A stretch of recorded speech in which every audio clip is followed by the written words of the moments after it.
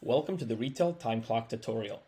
Today we're going to go over the main features retail companies use once using Connecteam's time clock. Firstly, let's access the relevant time clock. For me, it's main store.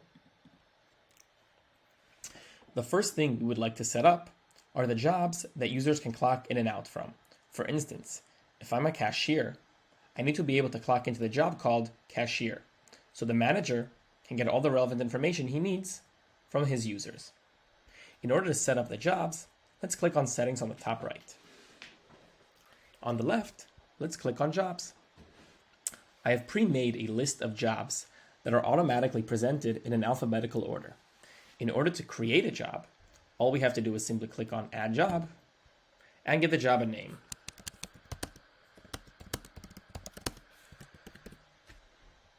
Once I'm done, I can either edit it, meaning add any additional information I need, for instance, qualifying specific users to the job, adding a location or a description, or if I'm done, simply save the job. Moving on to the geolocation. The geolocation tab is divided into two sections, the geolocation and the geofence. Let's start with the geolocation. Once making the geolocation required, this provides you a geostamp of your user's clock in and out location. So if a user clocks in and clocks out, he's automatically going to generate a geostamp. Once hovering over the user's clock in and out, his location will appear. In addition, on the Time Clock Today's tab, located on the bottom is a map. There you'll be able to see where they currently are clocked in or clocked out based on the geolocation. The geofence is a great way to create fenced areas where only from there users can clock in and out from. If they're in the fenced areas and on the relevant jobs, they will be able to clock in. If not, they will not be able to clock in.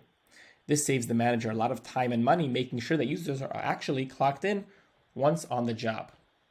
How do I create a fenced area? Very simple. Click on Add Site. Give the site a name. The site address is automatically connected to Google Maps, so I'm simply going to write 5th, and automatically it generates 5th Avenue, New York. And I can select how big or how small I want the fenced size to be. And finally, let's select the relevant jobs that users can clock in and out from on that site. So only when users are on this site, they can only clock into these 3 jobs.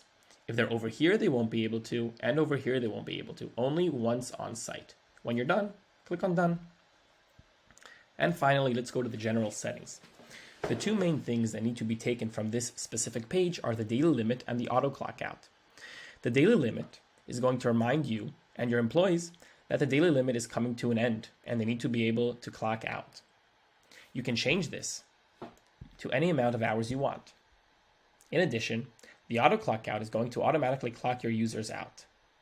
Why and how are we going to use this? Let's first answer the why.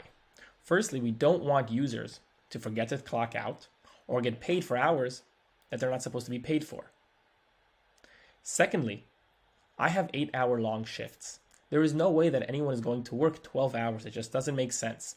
Sometimes they work 8.5, 8 hours and 5 minutes, but never over 8.5 hours.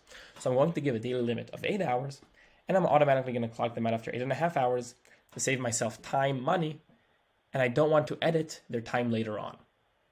If you have any questions, feel free to reach out. Thank you for watching.